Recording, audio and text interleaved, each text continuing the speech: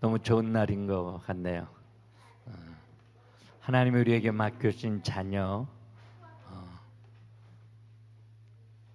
우리가 우리 자녀를 사랑하는 것보다 하나님이 훨씬 더 많이 사랑하는 줄로 믿고, 율법이 아니라 주님의 마음으로 복음으로 잘 양육해서 다음 세대에 정말 이 어두운 시대를 살리는 시대의 주인공으로 우리 자녀들이 아름답게 세워지기를 주님의 이름으로 축원합니다. 기도합시다. 하나님, 예수의 이름으로 우리 자녀들을 축복합니다. 하나님의 손으로 마음껏 축복하셔서 무너지고 깨어진 이 땅 살리는 엘리트로 세워지게 하옵소서. 우리 자녀를 통해서 정말 사람이 위로받고 치료받고 살아나는 놀라운 일들이 펼쳐질 수 있도록 하나님이 붙드시고 세우시고 지혜와 총명을 주시되 믿음 안에서 잘 자라나게 하옵소서. 오늘도 귀한 예물 하나님께 감사로 드렸습니다. 이 예물 기쁨으로 받으시고 하나님의 손으로 마음껏 축복하여 주옵소서. 또 하나님의 놀라운 꿈과 계획 가운데 좋은 만남 주시고 또 함께 예배하는 우리 새로운 식구들 한 사람 한 사람 머리에 기름 부으시고 성령과 능력으로 사로잡아 주시옵소서. 특별히 어렵고 힘든 시간 은혜 가운데 잘 지내고 가정으로 돌아온 우리 박대성 집사님, 하나님 늘 은혜로 충만케 하시고 새 일을 행하시는 하나님 경험하며 간증하게 하옵소서. 오늘도 하나님 말씀하여 주시고 이 말씀이 우리에게 위로와 능력이 되게 하시고 말씀 가운데 우리의 영안이 열려지게 하시고 살아계신 예수 붙잡고 힘있게 일어나 승리하며 행복을 고백하는 하나님의 자녀들이 다 되게 하옵소서. 예수님의 이름으로 기도 올리옵나이다. 아멘. 우리 하나님 말씀 창세기 15장 1절부터 7절까지 제가 봉독해 드리겠습니다. 이후에 여호와의 말씀이 환상 중에 아브라함에게 임하여 이르시되 아브라함아 두려워하지 말라. 나는 내 방패와 너의 지극히 큰 상급이니라. 아브라함이 이르되 주 여호와여 무엇을 내게 주시려 하나이까? 나는 자식이 없사오니 나의 상속자는 이 다메섹 사람 엘리에셀이니이다. 아브라함이 또 이르되 주께서 내게 씨를 주지 아니하셨으니 내 집에서 길린 자가 내 상속자가 될 것이니이다. 여호와의 말씀이 그에게 임하여 이르시되 그 사람이 네 상속자가 아니라 네 몸에서 날 자가 네 상속자가 되리라 하시고 그를 이끌고 밖으로 나가 이르시되 하늘을 우러러 무뼈를 셀 수 있나 보라. 또 그에게 이르시되 네 자손이 이와 같으리라. 아브라함이 여호와를 믿으니 여호와께서 이를 그의 의로 여기시고 또 그에게 이르시되 나는 이 땅을 내게 주어 소유를 삼게 하려고 너를 갈대아인의 우르에서 이끌어낸 여호와니라. 아멘. 우리가 예수 믿고 구원받는 순간에 하나님의 자녀, 하나님의 백성이 되거든요.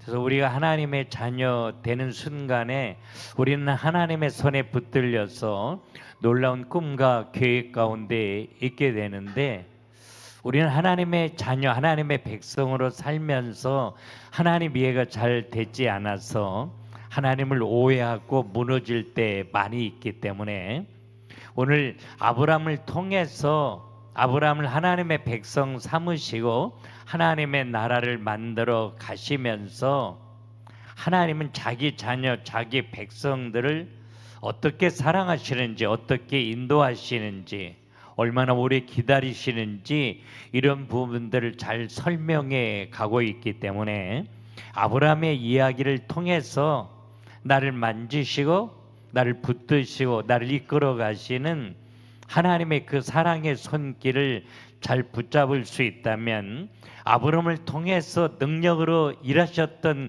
그 하나님의 손길이 우리에게도 경험되고 간증될 수 있으리라고 믿어요.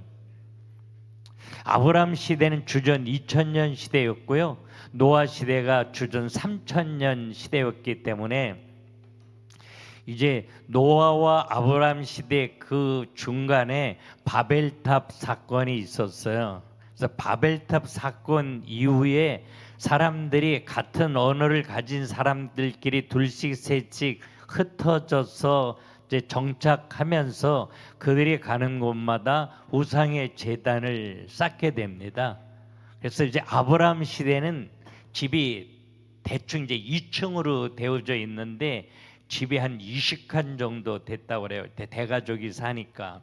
근데 2층은 이제 베들룸으로 쓰고 1층에서 이제 거실이나 뭐 욕실 이게 이런 것들을 쓰는데 모든 집의 맨 1층 구석에는 우상을 제단을 쌓는 방이 꼭 있었다고 그래요.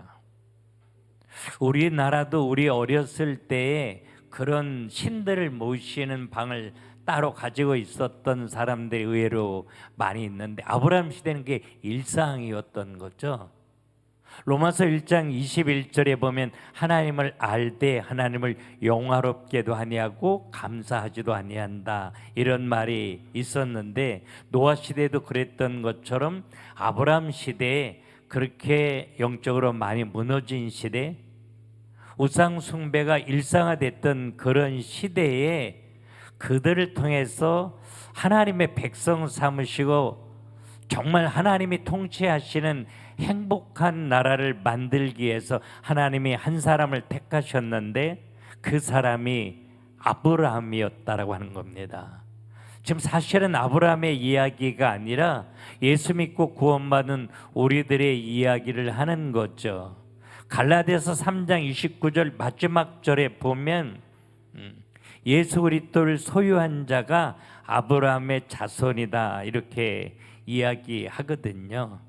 근데 이 땅에 정말 많은 사람들이 있었는데 하나님이 놀라운 꿈과 계획을 가지고 한 사람을 택하셨는데 그 사람이 아브라함이었는데 실제적으로 아브라함은 그런 가치 있는 대상이 아니었다라고 하는 거죠.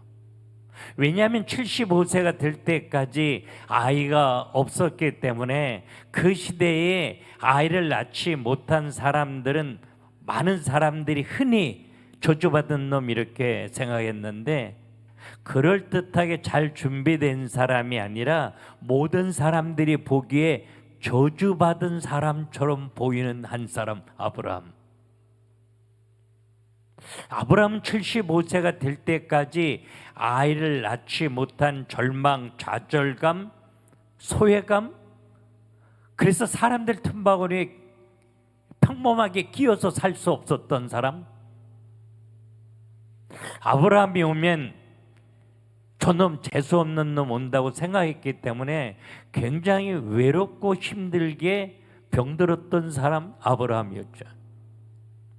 근데 어마어마한 하나님의 나라를 꿈꾸는 걸 계획하시면서 선택한 사람이 아브라함이었다라고 하는 거죠.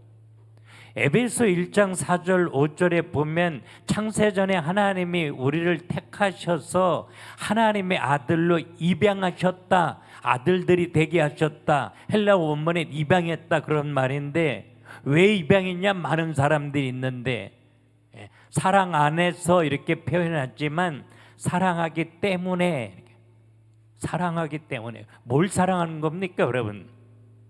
사랑할 자격 조건 전혀 없는데 사람들 손가락질 받는 대상인데 근데 하나님이 그 사람을 사랑하셔서 사랑하기 때문에 그를 하나님의 자녀로 입양하셨다 이렇게 에베소에 설명하는 것처럼 많은 사람들이 있지만 하나님이 아브라함을 사랑하시기 때문에 그를 지명하여 부르시고 구원하시고 하나님의 자녀 되게 하셨는데 저주받은 사람처럼 보이는 아브라함 그 인생을 하나님이 택하고 부르면서 하나님이 가셨던 마음, 꿈, 계획 이걸 말씀하시잖아요. 창세기 12장 1절부터 3절에 내가 네게 복을 주어 내 이름을 창대하게 만들어 줄 거라고.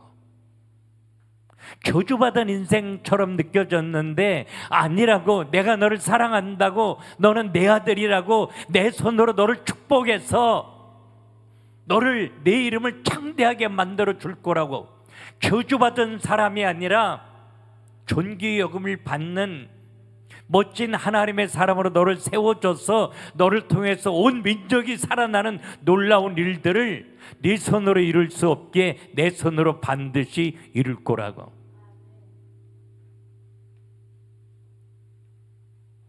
아브라함의 하나님이 내 하나님이셔야. 무너지고 깨어진 저주받은 사람처럼 느껴졌던 아브라함을 찾아오셨던 그 하나님이 내게 찾아오셔서 그 하나님이 분명하게 나에게 던져주는 메시지, 내 손으로 너를 축복해서 너를 통해서 세상 살리는 놀라운 일들을 반드시 일으킬 거라고. 하라고 말하지 않았어요, 아브라함에게. 왜? 할 수 있는 능력이 없으니까요. 몸부림쳐도 안 되니까요. 그래서 하나님이 하시겠다라고 하는 거죠. 아브라함이요, 이 신기하고 놀랍게 믿어지는 거 있죠. 이게 은혜예요. 에베소 2장 8절 9절에 너희가 그 은혜를 인하여 믿음으로 말미암아 구원을 얻었나니 이것이 너희에게서 난 것이 아니요 하나님의 선물이라. 하나님 믿음이라고 하는 선물을 주셔서 아브라함이 이게 믿어져요. 그래서 정든 고향 친척 다 버리고 하나님의 인도를 받아 어디를 어떻게 가야 될지 모르지만 믿음을 가지고 가나안 땅으로 가요. 아브라함이 설레는 마음이 있었죠. 근데 막상 가나안 땅에 가선 사도행전 7장 4절에 보면 발붙일 만큼의 유업도 주지 않았다, 성경 이렇게 말해요. 너무 가물어서 빵 한 조각 얻을 게 없어요. 하나님이 해가 안 된 거죠, 아브라함 입장에서. 여기 오라고 그러더니, 축복해 준다고 그러더니 이게 뭐야? 이러려고 오라고 한 거야? 하나님이 해가 잘 안 된 거예요. 하나님이 누구인지 지금 아브라함이 잘 모르는 거죠. 먹고 사는 문제를 해결하기 위해서 그래서 아브라함은 애굽 땅으로 발걸음을 옮겨요. 이사야 31장 1절에 도움을 얻기 위해 애굽으로 가는 자는 화 있을진저 그렇게 말하는데,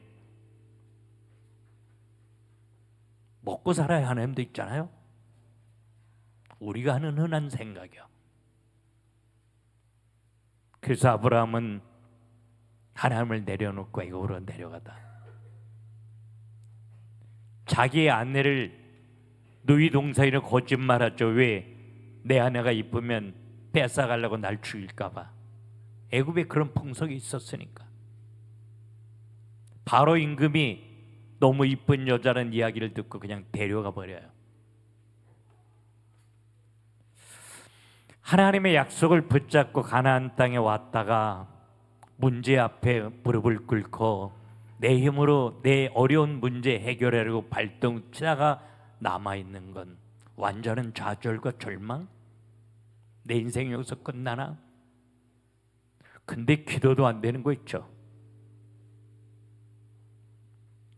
완전한 절망과 좌절 가운데 자기 인생을 스스로 포기할 수밖에 없을 때 누가 알겠어요? 이 어려움을, 이 아픔을. 머나먼 미국 땅에 아는 사람도 없는데 하나님이 하신 거죠. 하나님은 그냥 놓아둘 수 없었던 거예요. 왜? 사랑하니까. 내 백성이니까, 내 새끼니까.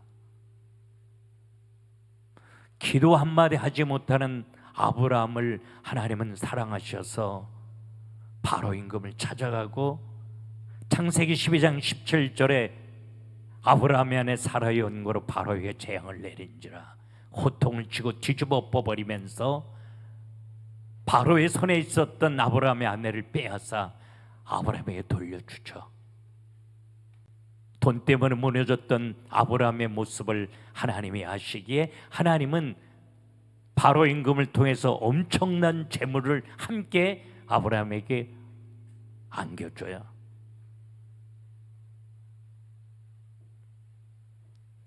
이런 하나님 여러분 기대해 본 적 있어요?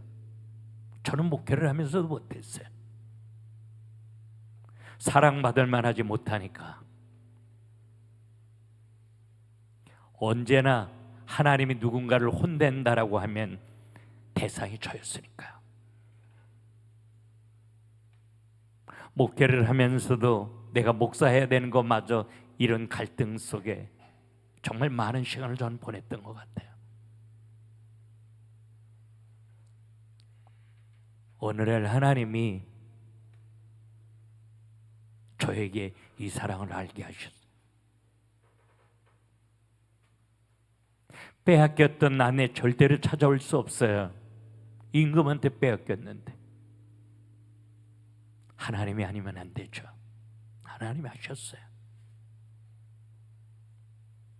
생각하지도 못했던 엄청난 경제를 주시는데 경제를 관리하는 사람만 318명이었잖아요. 얼마나 많은 재물이었겠어요. 영원히 보지 못할 것 같았던 사랑하는 아내의 손을 꼭 잡고 엄청난 재물이 뒤에 딸려오는 걸 바라보면서 아브라함은 하염없이 울었겠죠. 하나님이 날 이렇게 사랑하는구나. 하나님이 하시면 다 되는구나. 그리고 가나안 땅으로 돌아와요. 아브라함의 조카 롯은 똑같이 이 하나님의 사랑, 그 은혜, 그 능력 함께 경험해요. 근데 이 사람 부르는 거 있죠. 롯이라고 하는 사람은요, 불신자가 아니에요. 똑같은 하나님의 자녀, 하나님의 백성의 모습을 그려주고 있어요.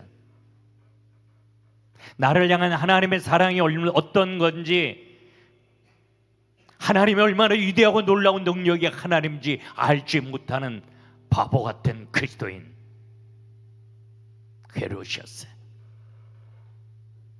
그래서 아브라함과 롯의 종들이 목장 문제로 물 문제로 다툴 때 아브라함은 기꺼이 양보하죠.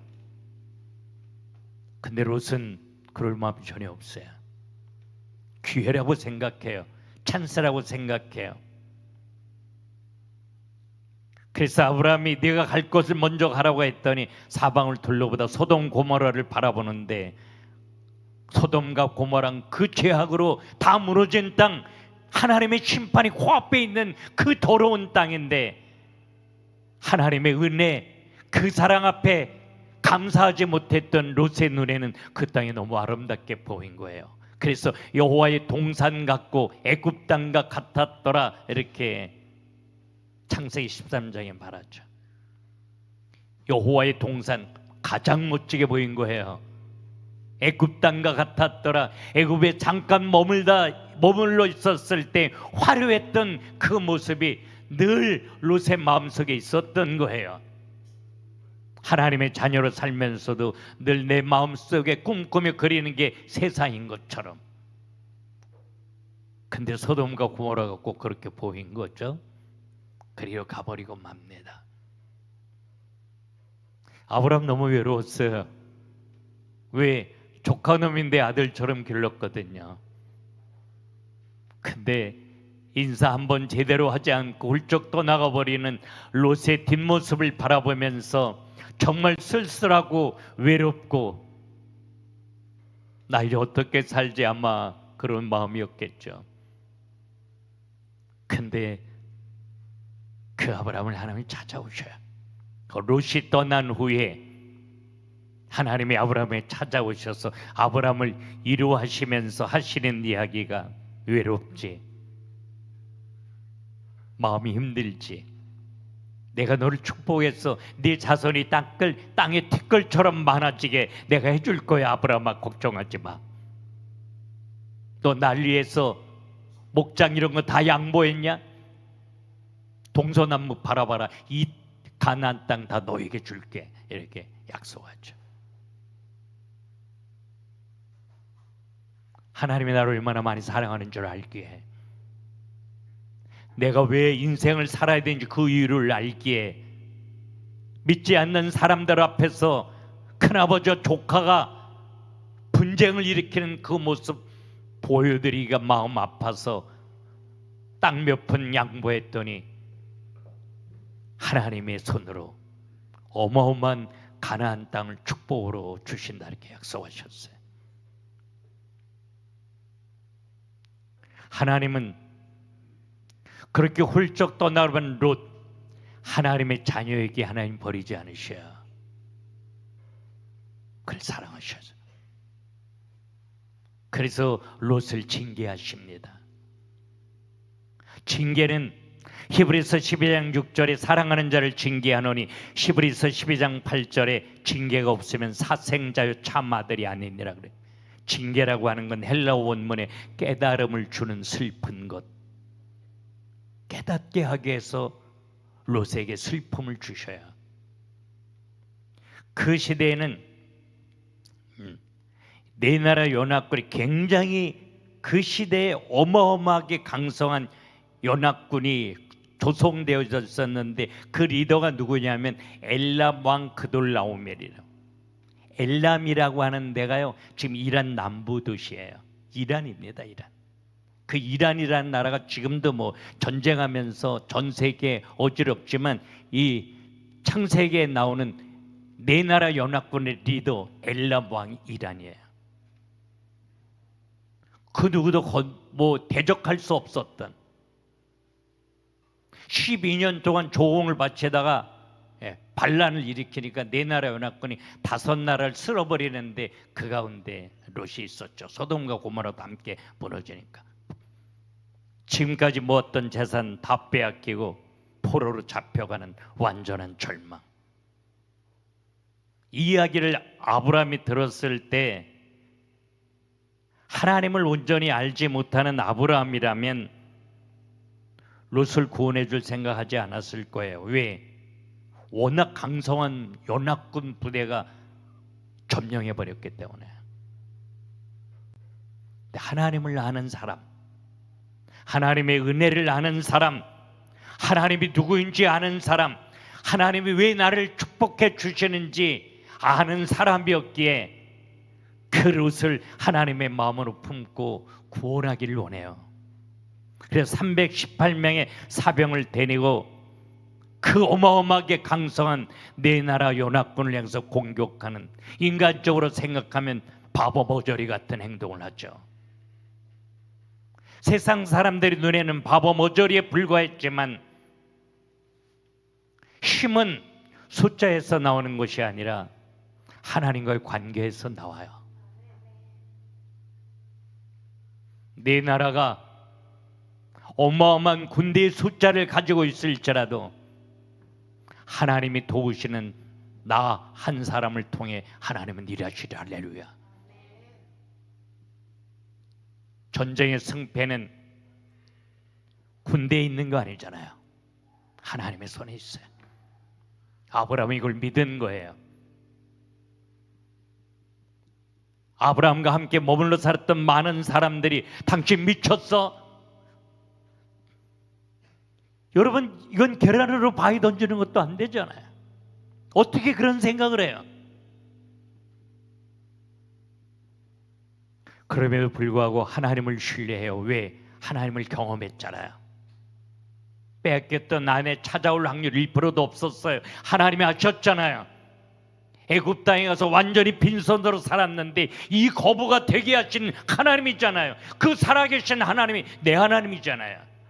그 하나님이 이 전쟁에 함께 하시면 이기리라. 할렐루야. 이 믿음을 가지고 전쟁하는데 멋지게 이겨버리죠. 이 전쟁에서 승리해서 포로로 잡혀갔던 롯을 구원해오고 빼앗겼던 재물을 찾아가지고 돌아오는데 하나님이 이 징계를 통해서 잠자는 롯의 영혼이 깨어나기를 원하셨어요. 근데 깨어나지 않아요. 가나안 땅으로 돌아갈 생각을 하지 않아요.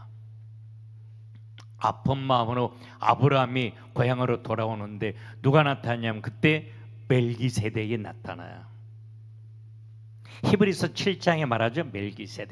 멜기세덱은 살렘 왕 멜기세덱 이렇게 말해.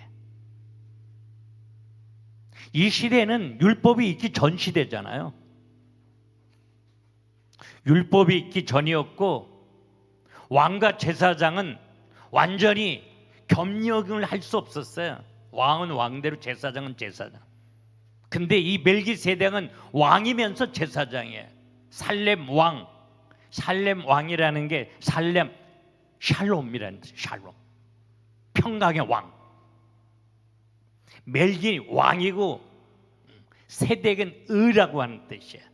의의 왕. 이 샬롬의 평강의 왕, 의의 왕. 그래서 멜기세덱은 예수 그리스도의 반차를 쫓았다 이렇게 얘기해요.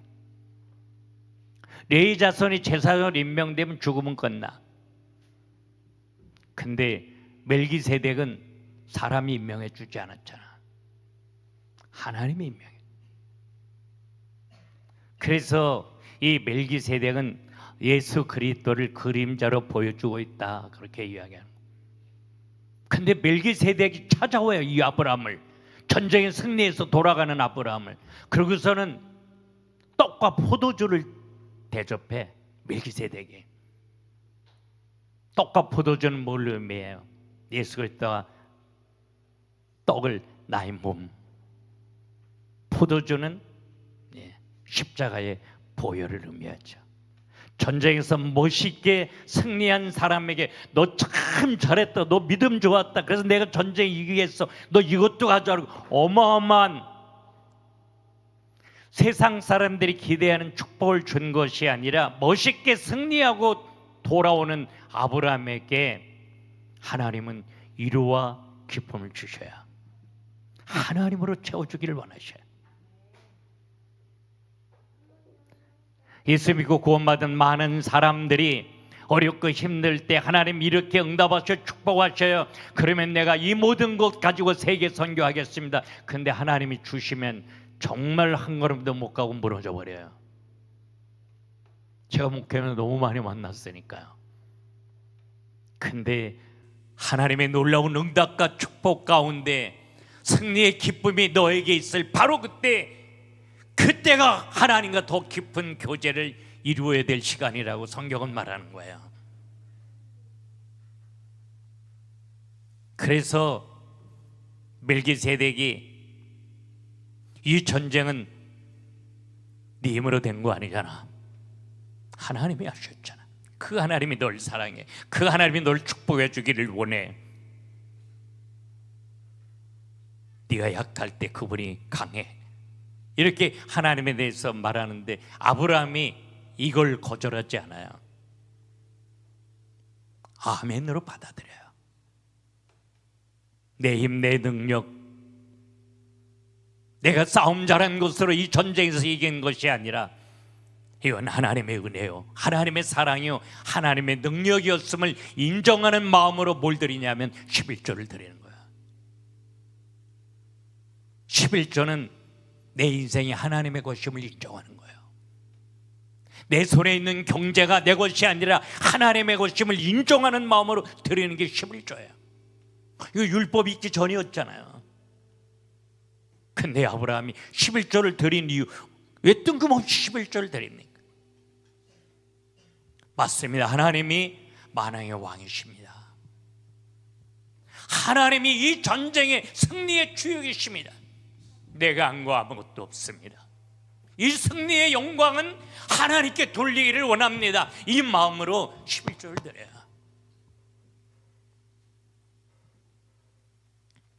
여러분, 우리의 모든 것은 내 것이 아니라 하나님의 것이라고 인정하고 고백할 때 내 힘, 내 능력, 내 열심으로 할 수 있는 거 아무것도 없게 포기하고 좌절하는 것이 아니라 그래서 하나님이 필요하다고, 하나님이 하시면 되는 줄로 믿는다고, 이 믿음의 고백을 하는 사람에게 하나님의 큰 손으로 도우셔요. 하나님 살아계시잖아요. 하나님은 오늘도 살아서 여러분 한 사람 한 사람 하셔요. 하나님의 손으로 도우시고 역사하기를 원하셔요. 소돔 임금이 아브라함에게 사람들은 다 우리에게 주 우리 백성이니까 물건은 네가 취하라. 그 물건이라는 게 어마어마한 물건입니다, 여러분. 금은 보화 다 있을 거 아니에요. 그거 가지면 뭐 몇 대에 걸쳐 살 수 있고 아마 세계 선교도 가능했겠죠. 그런데 가져오지 않아요. 가져오지 않는 이유를 성경은 말해요. 하나님 알지 못하는 너 소돔 임금, 네가 하나님 사랑하는 나, 하나님 없이는 못 사는 나, 하나님의 꿈과 놀라운 계획 가운데 있는 나를 부자 되게 했다라고 하는 소리를 우리 아버지가 들으면 우리 아버지 너무 섭섭해서 안 돼. 그 엄청난 재물을 포기하고 돌아옵니다. 왜? 내가 경제가 필요하다면 언제라도 하나님 주실 수 있으니까. 여러분, 정말 경제 하나님의 손에 있어요. 새로운 경제를 꿈꾸는 사람 오늘 말씀 잘 붙드세요. 역대상 29장 11절 12절에 부와 귀는 하나님의 손에 있어요. 크게 되고 강하게 되는 거 하나님의 손에 있어요. 영광과 위엄이 하나님의 손에 있어요. 참새 한 마리가 땅에 떨어지는 것도 하나님이 허락지 않으면 안 돼요. 내 힘, 내 능력, 내 열심, 내 머리, 내 경험으로 무언가 경제를 만들려고 하는데 되지 않았다라고 하면 이때가 바로 내 아버지, 날 사랑하는 내 아버지, 사랑받을 자격 조건 없지만 여전히 나를 향한 꿈과 계획을 가지고 능력으로 역사하기를 원하시는 내 아버지가 일하기를 원하시는 하나님의 시간표인 줄로 믿고 눈을 들어 예수 얼굴 바라보며 기도한다면 하나님의 손으로 도우실 것입니다. 하나님은 그 고백 듣기를 원하시는가? 나는 내 힘으로 할 수 없을 때마다 포기하고 좌절했어요. 근데 지금은 그렇게 하지 않아요. 내 힘으로 할 수 없게 하나님이 하실 걸 아니까요. 그리고 집으로 돌아와요. 잠을 잡니다. 그때 나타난 본문이 오늘 본문이에요. 시간이 많이 지났으니까 여러분 짧게, 밤에 잠을 자는데 잠이 오지 않아요. 그 어마어마한 무시무시한 내 나라 연합군들을 어쩌다 이기고 돌아왔는데 그들이 다시 공격해 온다면 나는 이번에는 또 어떻게 전쟁을 해야 될까? 이 마음이 불안하고 두려워서 잠이 안 오는 거죠. 이게 인간이에요. 잠 못 이루는 아브라함의 모습을 하나님이 하신 거죠. 하나님이 아브라함을 그 한밤중에 찾아오셔. 내가 아플 때, 내가 힘이 들 때, 내가 무너져 있을 때, 내가 불안하고 두려울 때, 좌절할 때, 그때 주님이 내 곁에 더 가까이 찾아오시는 거 여러분 알아요? 그때 주님이 가장 가깝게 계셔요. 아브라함을 찾아오셔. 아브라함아 두려워 말라. 오늘 15장 1절에 내가 너의 방패요, 내가 너 지켜줄 거야. 너 지켜줄 거야. 내 나라 40나라 400나라가 공격해도 너 해하지 못하도록 내 손으로 너 지켜줄 거야. 두려워하지 마. 그 하나님이 오늘 우리 지키십니다. 우리 자녀 내 손으로 지켜줄 수 없어요. 하나님의 손으로 지키셔야 합니다. 하나님 앞에 맡기고 길러야 돼. 잔소리 많이 한다고 우리 아이들이 건강하게 잘 자라는 거 아니에요. 하나님의 손 안에 내어 맡기고 하나님의 손으로 멋지게 양육시켜 주실 줄로 믿고 내 자녀를 양육하실 하나님을 기대하며 믿음으로 기도하는 부모 아래 그 자녀가 아름답게 성장할 수 있는 거예요. 그러면서 하나님이 연유하시는 이야기가 내가 친히 너희 상급이니라. 내 마음 섭섭할까 봐 그 엄청난 재물을 포기하고 왔니? 하나님 아셨을까? 그러면서 내가 너희 하나님이 되랴. 쉽게 말하면요, 나가줘, 나 네 거야. 아무것도 없어도 하나님이 내 거라면 다 가진 거잖아요. 고린도후서 6장에 말하잖아요. 가난한 자 같으나 부요 기도하기요. 아무것도 없는 것 같으나 모든 것을 가진 자로다. 왜? 나 예수가 줬으니까. 베드로가 나 예수가 줬는데, 동전한 일 없지만 예수가 줬는데, 내가 가지고 있는 나사렛 예수의 이름으로 너 일어나라 걸어. 내가 무엇을 가졌는지 아는 거죠. 하나님 자신을, 아브라함을 너무 사랑하셔서 아브라함에게 주셔요. 그때부터 하나님은 아브라함이 하나님 되신 거죠. 그래서 구약시대에 하나님 부를 때 아브라함이 하나님, 이삭이 하나님, 야곱이 하나님 그렇게 불러요. 여러분, 우리가 하나님의 자녀답게 살아서 되는 거 아니에요? 하나님의 자녀답게 살면 여러분 얼마나 하나님의 자녀답게 거룩하게 삽니까? 우리 늘 부족해요. 쉽게 쓰러지고 부러져요. 그때 주님이 더 가까이 계셔요. 지금 아브라함의 이야기를 통해서 우리에게 그렇게 말씀하시는 거예요. 사랑하기 때문에 아브라함을 부르시고 구원하신 그 하나님이, 사랑하기 때문에, 버릴 수 없기 때문에, 포기할 수 없기 때문에 내가 쓰러지고 무너지고 방황할 때 내 곁에 더 가까이 계셔서 내 이름 부르시는 하나님, 그 하나님 네가 아니냐고. 여러분, 이게 창세기예요. 그 아브라함을 밖으로 데리고 나가요. 밖에 별이 정말 창창하게 떠 있는데 아브라함에게 내 자손이 이와 같으리라. 롯이 떠나간 후에는 내 자손이 땅의 티끌처럼 많아지리라고 그러더니 이번에는 하늘의 별처럼 많아지리라. 같은 의미가 아니라 땅의 티끌은 육적인 자손을 의미하고 하늘의 별들처럼 많아질 거다, 이 이야기는 영적인 후손을 말해요. 예수 믿고 구원받는 하나님의 자녀 아브라함의 후손들이 이 땅에 하늘의 별처럼 많아질 거라고 그랬는데 많아졌잖아요. 근데 자손들이라고 하지 않고 자손이라고 단수를 썼어요.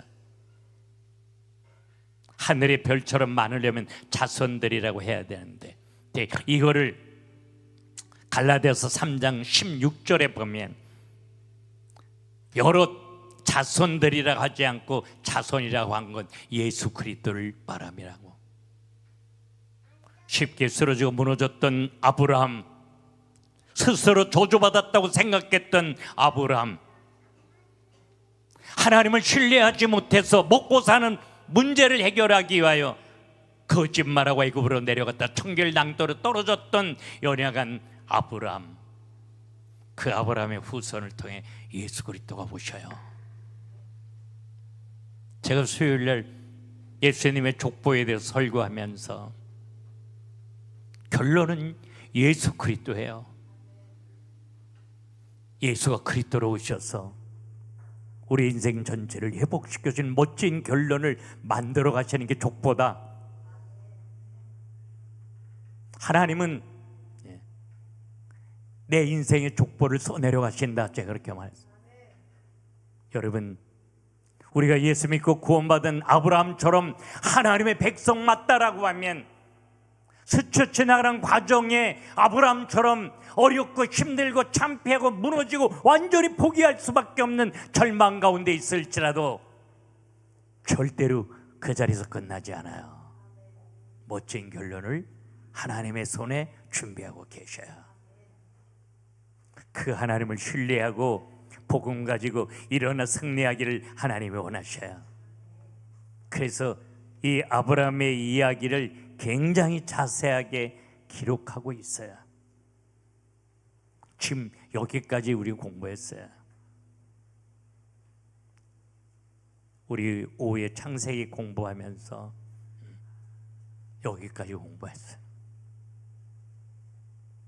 하나님의 멋진 은혜의 손길이 계속돼서 성경에 쓰여져 가고 있어요.